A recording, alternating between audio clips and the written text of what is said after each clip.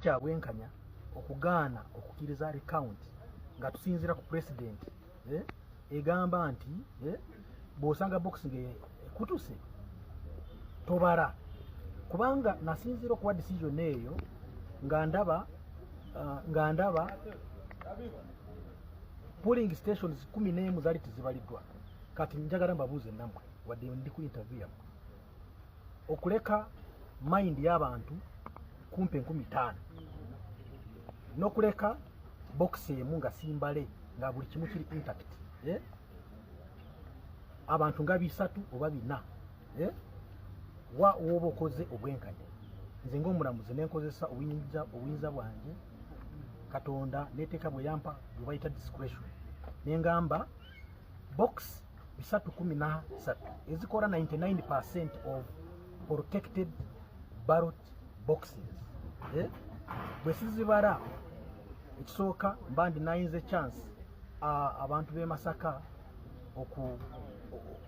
okutegeera ani yawangula mu butuufu, kubanga bwoleka abantu 15 wabweru nange nga ndeseyo 3 osobola kugeejinga n'olaba onapolinze obululumeka kati nensaba nti tuzibale.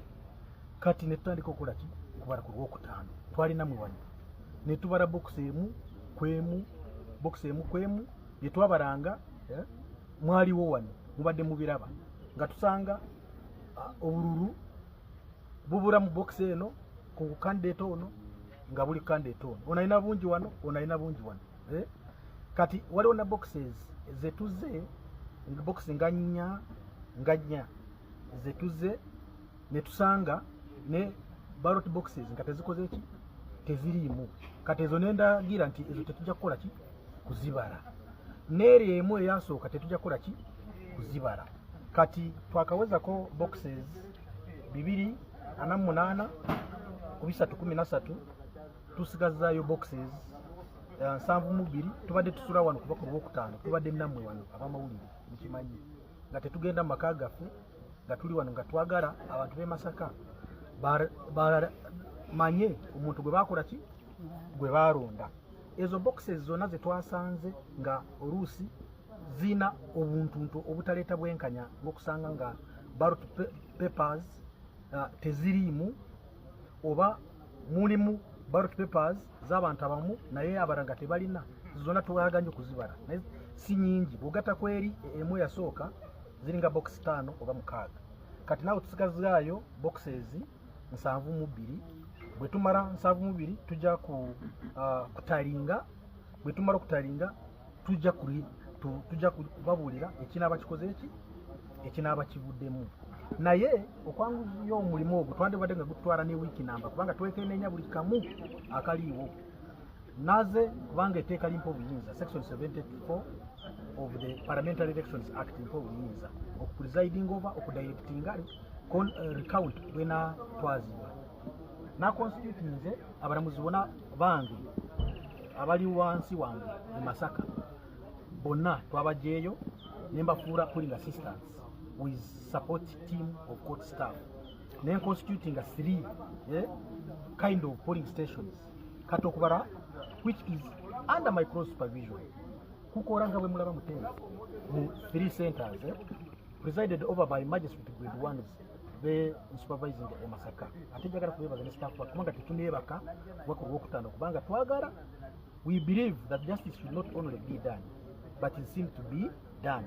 Tubadde wano ne ba agents b'abantu abakola ki abaparticipating mu kalulu, not only the applicant and the respondent, all agents are here nga buli ballot gye tudirayo oba box gye tugula bonna nga bakoze eki bonna nga bwe bali.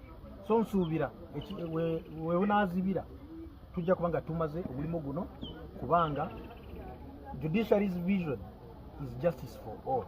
Twali tetusobola okulaba nti abantu 15 mbadde nsoma byemuteeka ku mawulire nga mugamba omulamuzi yakiriza atya etteeka terikola ki terimukiriza kusanga bwasanga box emu ng'ekoze eki emenyesa okugikiriza naye etteeka likula lidevelopinga. Kati bwe tunasigala nga tugamba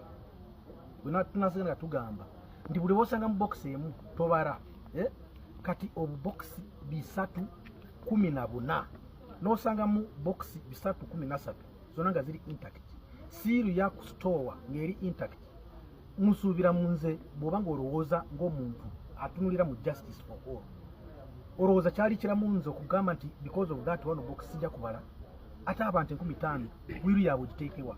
So tuli namwe tubeebaza mubaddewo kuva bwe twatandika petition applications zona ate tubeebaza kubanga mubadde muweereza accurate reporting of what is transpiring here.